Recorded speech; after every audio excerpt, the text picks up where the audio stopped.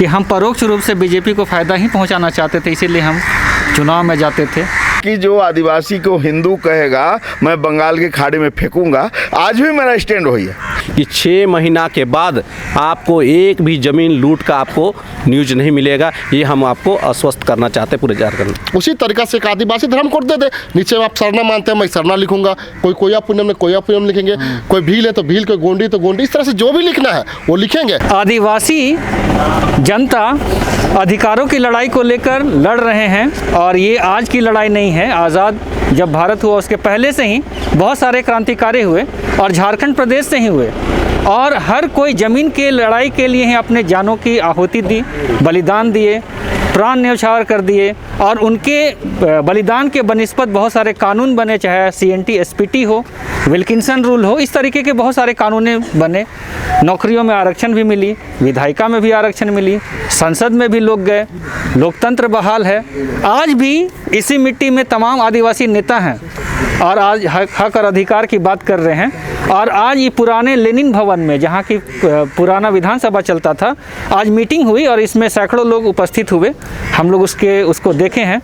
तो हम आप आज जानना चाहेंगे कि तमाम यहाँ पर आप देख रहे चेहरे आदिवासी नेता हैं। सबसे पहले यहाँ पर देखिए कि प्रफुल्ल लिंडा जी हैं, ये खुद चुनाव भी लड़े हुए हैं और ये जो हैं आज के बैठक में शामिल थे। ज़मीन की लूट को लेकर आप लोग आज बैठक कर रहे थे। लोकतंत्र बहाल हो गया, आज तो परतंत्र भारत भी नहीं है, आज़ाद हो गया, संविधान भी लागू है, फिर भी आप लोग जो हैं ज़मीन की लड़ाई को लेकर बैठकें कर रहे हैं और कुछ हो नहीं रहा है। ज़मीन धड़ल्ले से लूट हो रही है, चाहे CNT SPT की हो, गैर मजरूआ ज़मीन हो। क्या कहना चाहेंगे आप, किस तरीके का खाका तैयार कर रहे हैं आप लोग?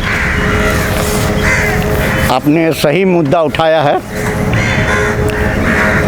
संविधान गठन के समय में भीमराव अंबेडकर कहे थे कि ये जो बहुत अच्छी बात संविधान में निहित है, लेकिन यदि इसके पीछे एक संगठन नहीं होगा, इसको बचाव के लिए, इसको सुरक्षा करने के लिए, तो ये जितने लिखी हुई बात आपका ध्वस्त हो जाएगी।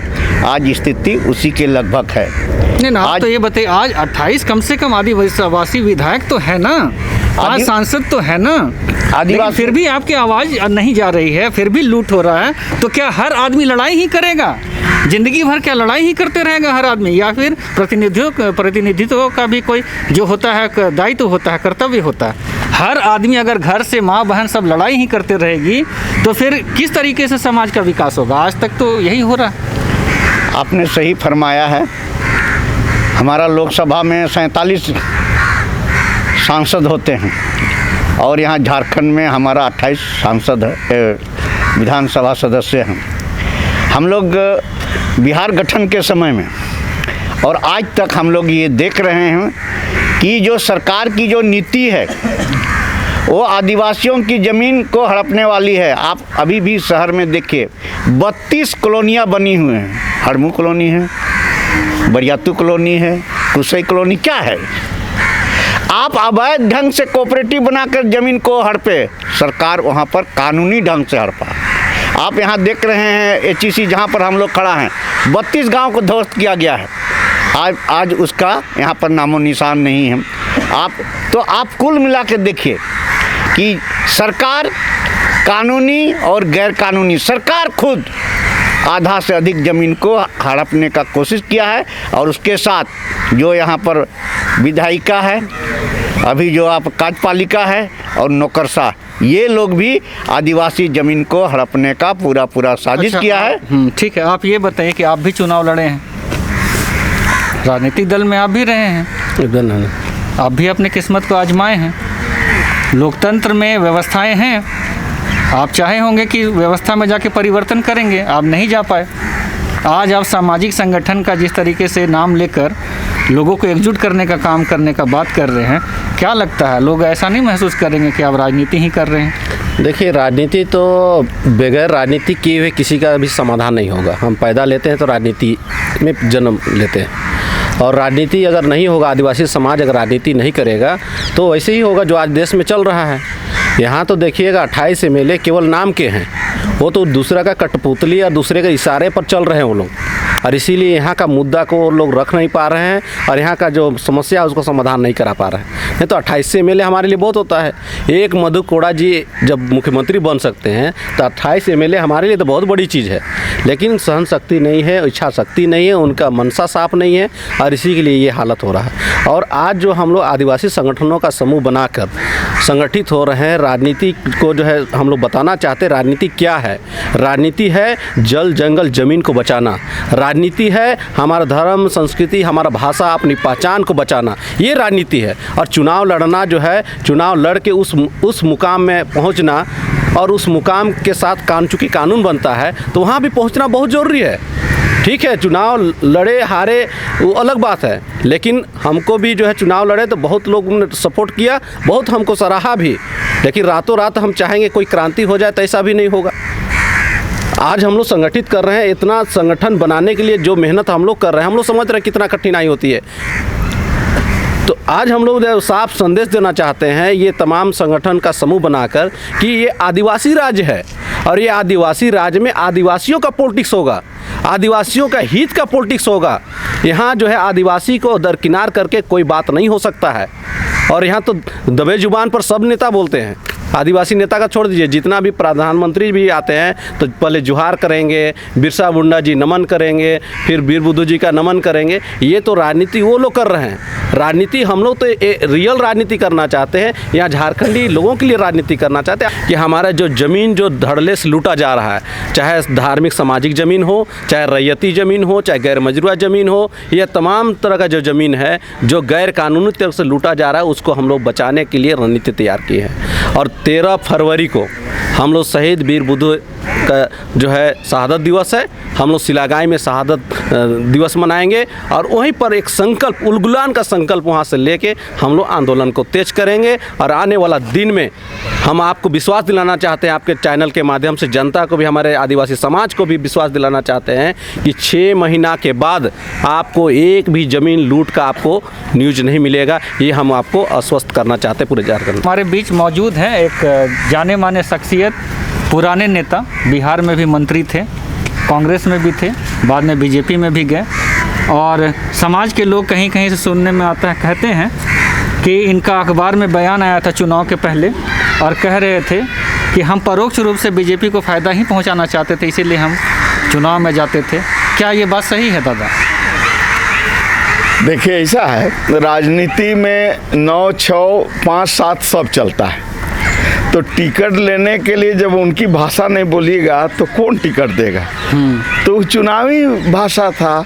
जैसे एक बोरो प्लेयर होता है ना, कोई भी टीम में हारे चाहे जीते खेलने के लिए आया, फिर बोरो प्लेयर खेला, अपना जिताया टीम, चाहे हराया, अपना वापस चला गया। वो वहीं तक मामला, उस 14 दिन तक का ही ये मामला था। अच्छा, लोग तो आप पे बहुत विश्वास करते थे, लेकिन बहुत लोग आपके स्टेटमेंट से आहत भी हुए थे। पता नहीं आपको ये जानकारी है कि नहीं, आपके काफ़ी फॉलोवर हुआ करते थे और अभी भी होते होंगे, मुझे जानकारी नहीं है, लेकिन जो आपका स्टेटमेंट आया था शायद आहत हुए। अच्छा, दूसरी बात है कि इस पर भी कर रहे, चूँकि देखिए सीधा सीधी जो है सरना में पूजा करने या मंदिर या मस्जिद या गुरुद्वारा या चर्च में क्या मिलता है मैं नहीं जानता, लेकिन लोकतंत्र का जो सबसे बड़ा मंदिर है लोकसभा और राज्य का सबसे बड़ा मंदिर है विधानसभा, वहीं से सारा चीज़ बढ़ता है। तो मुझे ये पता है कि मैं उस मंदिर में जाऊंगा एक पुजारी का हैसियत से, तभी वहाँ लोगों को आशीर्वाद दे सकते हैं। तो इसलिए हमने ये निर्णय लिया। जो लोग जिनको जो सोचना है, क्योंकि मैं उस दिन भी आरएसएस के खिलाफ जब एमएलए था 2003 में, उस दिन भी मैंने बोला था कि जो आदिवासी को हिंदू कहेगा मैं बंगाल की खाड़ी में फेंकूंगा। आज भी मेरा स्टैंड वही है। मेरा स्टैंड में कोई आदिवासियत के मामले में कहीं परिवर्तन आया है तो कोई बता दे, तो जिसको जो सोचना है सोचे, लेकिन मैं अपने स्टैंड पर एक भी आपको कहीं भी आपको अंतर नहीं मिला। अच्छा, जो मांडर विधानसभा है वहाँ पे बहुत बड़े बड़े नेता हुए, आदिवासी नेता, करमचंद भगत भी हुए, बंधु तिर्की भी हुए और आप भी हुए। आप तो बंधु तिर्की से वरिष्ठ ही हैं, बिहार के समय में मंत्री थे। आप ये बताइए कि बंधु तिर्की आदिवासी मामलों को ही लेकर एक अलग सेमिनार कर रहे हैं आज, आप भी लोगों को एकजुट करने का ही काम कर रहे हैं। तो क्या राजनीति जो है आदिवासी के मामले में हावी हो जाएगा या फिर आदिवासी राजनीति में हावी होंगे, क्या कहेंगे आप? देखिए, बंधु तिर्की जी माननीय हैं। अभी कांग्रेस का जो है वो कार्यकारी अध्यक्ष हैं। तो कांग्रेस ने हमारा 5वीं अनुसूची को सबसे कमज़ोर बनाया। जब भारत का संविधान नया बना तो अंग्रेज के ज़माने में जो मजबूत था उसको उन्होंने ख़त्म किया, एकदम नाम मात्र के लिए मिला। 19 सेक्टर ने कांग्रेस ने आदिवासियों का धर्म कोड हुआ करता था, उस धर्म कोड को उन्होंने हटाया। 1969 में एसआर कोड बना के आदिवासी का पूरा रांची का ज़मीन को लुटवा लिया। 1972 में आदिवासी महिला जो गैर आदिवासी के पास जाती है उसको पूरा जीवन भर के लिए अधिकार दिया। पेशा कानून जैसा बना के हमारा पाढ़ा स्वशासन व्यवस्था को ख़त्म किया। अभी जो है सिलागाई को जो है ख़त्म करने का ही कांग्रेस के लोग लगे हुए थे। तो वो क्या आदिवासी का बात करेंगे? और आदिवासी जो बंधु तिर्की, तो हम लोग का जब हम लोग एमएलए थे तो जाति प्रमाण पत्र में हम लोग जो है सरना धर्म कोड लागू किए थे, को जैसे मंत्री बना वो हटवा दिया। तो वो क्या आदिवासी का बात करेगा? वो कितना आदिवासी का ज़मीन वापस कराएगा? आंकड़ा हम लोगों को देगा, समाज को देगा? तो ये लोग केवल जो है बंधु तिर्की जी माननीय केवल बेवकूफ़ बनाने का काम करते हैं। पहला तो वो ईसाई है, और ईसाई लोग कैसे धर्म परिवर्तन कर रहा है हमारा समाज के।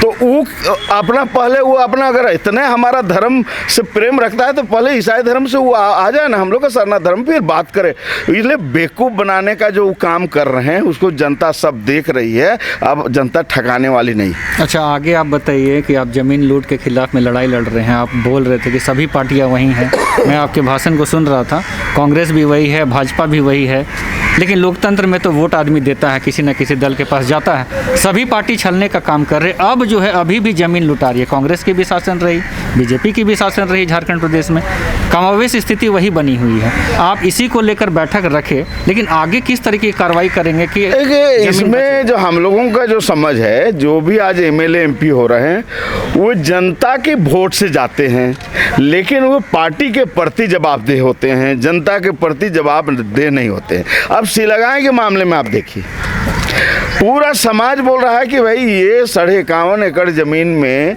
ये एकलव्य विद्यालय नहीं बनना चाहिए। तो उसमें कोई एमएलए एमपी हम लोग के पक्ष में नहीं बोला। तो हम लोगों को ये जो समझ में आ रहा है, चाहे वो बीजेपी हो, चाहे कांग्रेस हो, चाहे हमारे जेएमएम हो, उन लोगों का एजेंडा में आदिवासियत की रक्षा करना नहीं है, आदिवासी ज़मीन की रक्षा करना नहीं है। तो हम लोगों को ये समझ में आया कि अब गांव को जागरूक करना पड़ेगा और जनता को ये बताना पड़ेगा कि इस देश का मालिक आप हैं, विधायिका आपका सेवक है, कार्यपालिका आपका सेवक है। चूँकि अभी तक क्या हुआ है कि अभी विधायिका देश का मालिक अपने को समझ रहा है और कार्यपालिका तो कहना ही नहीं है वो क्या कर रहा है। तो जनता को हम लोग ये प्रयास करने जा रहे हैं कि जनता को अपने अधिकार के प्रति जो हम लोग समझाने का प्रयास कर रहे हैं कि जो भी आज हो रहा है, ज़मीन लूट हो रहा है तो आपके एमएलए एमपी के कारण हो रहा है, आज भ्रष्टाचार हो रहा है, आज एमएलए एमपी के कारण है, आज बलात्कार हो रहा है एमएलए, चूँकि उनके पास पावर है और वो पावर का उपयोग हमारे रक्षा के लिए नहीं कर रहे। जो भी हो रहा है इसके लिए सारे एमएलए और सारे एमपी और मुख्यमंत्री जिम्मेदार है, क्योंकि हम लोगों ने तो उनको अधिकार दिया है तो वो नहीं कर रहे हैं। तो अब हम लोग इस चीज़ प्रयास कर रहे हैं कि हर गांव में, हर जगह पर, हर पढ़ा स्तर पर हम लोग सम्मेलन करके, बैठक करके लोगों को जागरूक करने का प्रयास कर रहे हैं कि आप असली मालिक हैं और आप जगिए। अब और ये जो है केवल मुर्गा, दारू और साड़ी और 2 पैसा में वोट को मत बेचिए।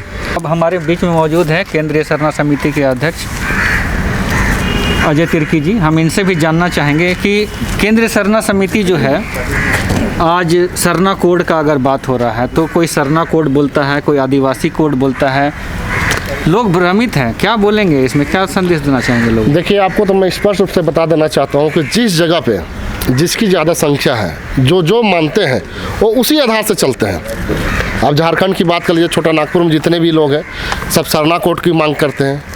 अब भील में चल जाइए, वहाँ दूसरे मांग करते हैं, गोंडी में चल जाइए दूसरे मांग करते हैं, राजस्थान में चल जाइए दूसरे मांग करते हैं, कहीं आदिवासी धर्म मांगते हैं, कोई कोया पूनम मांगते हैं, कहीं रुनी झुनी, हर तरीका का अपने स्तर से सब लोग, कहीं कोई आदिवासी धर्म, तो हर तरीका का जहाँ जहाँ जिस जगह का आदिवासी लोग हैं, सब लोग अपने अपने तरीक़ा से लोग मांग रहे हैं। लेकिन मैं स्पष्ट रूप से आपको बता देना चाहता हूँ, ये सरना कोड की बात है तो पूरे आदिवासी धर्म कोड की भी बात है। मैं स्पष्ट रूप से कहना चाहता हूँ केंद्र की सरकार को कि अगर वो देने के इच्छुक है तो वो दे। आदिवासी लोग जितने भी बटे हुए हैं, मैं कहना चाहता हूँ अगर आदिवासी कोड दे दे और उसके नीचे जितने भी मानने वाले लोग अपने लिखे। जैसे कि हिंदू में 10 तरह का कैटेगरी के लोग आते हैं, कोई राजपूत है, कोई ब्राह्मण है, कोई धोबी है, कोई चौधरी है, तो हर एक तरह का लोग लिखते हैं। उसी तरीक़ा से एक आदिवासी धर्म कोड दे दे, नीचे आप सरना मानते हैं मैं सरना लिखूंगा, कोई कोया पूनम में कोया पूनम लिखेंगे, कोई भील है तो भील, कोई गोंडी तो गोंडी, इस तरह से जो भी लिखना है वो लिखेंगे। लेकिन इसके नियत साफ होनी चाहिए सरना आदिवासी के धर्म कोड देने के लिए, मैं ही कहना चाहता हूँ। अच्छा, आप ये बताइए कि जो विक्सल कोंगाड़ी है, विधानसभा में एक क्वेश्चन उठाए थे कि जो कास्ट सर्टिफिकेट बनता है उसे रिलीजन को हटा दिया जाना चाहिए, क्या कहेंगे उस पर? देखिए, कास्ट सर्टिफिकेट रिलीजन को ये मैं नहीं कहना चाहता हूँ, लेकिन ये आप इस पर समझ लीजिए कि जाति, आवासीय, इनकम, 3 सर्टिफिकेट जो होती है वो हमारे लिए अनमोल होती है। हम कहीं रहते हैं उसके लिए आवासीय, हम किस कास्ट से बिलोंग करते हैं जाति, हम जहाँ रहते हैं वो आवासीय। तो इस तरीके से जाति, आवासीय, इनकम का जो कास्ट है 3 कास्ट का, वो सर्टिफिकेट का ये बहुत महत्व रखता है। और कोई कहता है रिलीजन को हटा दे तो ये गलत है। मैं यही कहना चाहता हूँ कि जो भी हमारा मूल धर्म है वो जाति सर्टिफिकेट से ही निर्धारित होता है कि मैं किस जात का बिलोंग करता हूँ, किस धर्म को मानता हूँ, ये जाति सर्टिफिकेट से ही आधारित होता है। अच्छा, ज़मीन लूट के खिलाफ में आप लड़ाई लड़ रहे हैं जी, आप बहुत काफ़ी दिनों से लड़ रहे हैं। क्या आप महसूस कर रहे हैं कि इतने लोग नेता हैं समाज में, है ना? आपके केंद्र सरना समिति ही बोले तो अलग अलग लोग अलग अलग गुट बनाए हुए, सच्चाई यही है। किस तरीके से समाज को एकजुट करिएगा और बड़ी लड़ाई की मुहिम की तरफ आगे बढ़िएगा? देखिए, साफ तौर से मैं कह देना चाहता हूँ कि हमने अपने जब से केंद्रीय सरना समिति के पद में रहा, उससे पहले मैं आदिवासी सेना का अध्यक्ष हुआ करता था, उससे पहले भी हम सोशल काम करते थे। हम स्पष्ट रूप से आपको बता देना चाहता कि जितने हमने ज़मीन का दखल कराया है और जितने ज़मीन को लूटने से बचाए बिना केस मुकदमा का, मैं आपको लिस्ट दे देना चाहता हूँ। और आगे भी दिन में, आने वाले दिन में आपको वादा दिलाता हूँ कि यहाँ की समाज, खासकर आदिवासी समाज हम पर विश्वास करे। हमारे जो संगठन है, सुभाष भाई जैसे हैं, देव कुमार धान जैसे हैं, और भी जो संगठन के लोग हैं, हमारे जो जिस तरह के संगठन जिस तरह का भी कमेटी बन रही है, उस कमेटी के लोग पर विश्वास करके चले। मैं आपको वादा दिला देना चाहता हूँ कि आने वाले दिन में एक जिस तरह से बिरसा मुंडा, सिद्धू कानू, चांद भैरव, जितने भी हमारे वीर सपूत जिस तरह का आंदोलन किए थे, उसी तरह का ये आंदोलन होगा, उलगुलान होगा। और इस उलगुलान के ही माध्यम से हमारे जितने भी ज़मीन लूटी गई है, चाहे इस तरह का हो रहा है, उसको हम लोग बचाने का काम करेंगे। अरे आपको स्पष्ट मैं बता देना चाहता हूँ, ये उलगुलान तब तक नहीं रुकेगा जब तक हमारा अस्तित्व, हमारा जल जंगल जमीन, हमारा आरक्षण, हमारा अस्तित्व नहीं बचेगा, तब तक ये तो आपने देखा कि ये पुराना विधानसभा है और यहाँ पर तमाम जाने माने आदिवासी चेहरे जो समाज की लड़ाई को लड़ते हैं वो यहाँ पर आए थे, सम्मिलित हुए थे, बैठक रखे थे।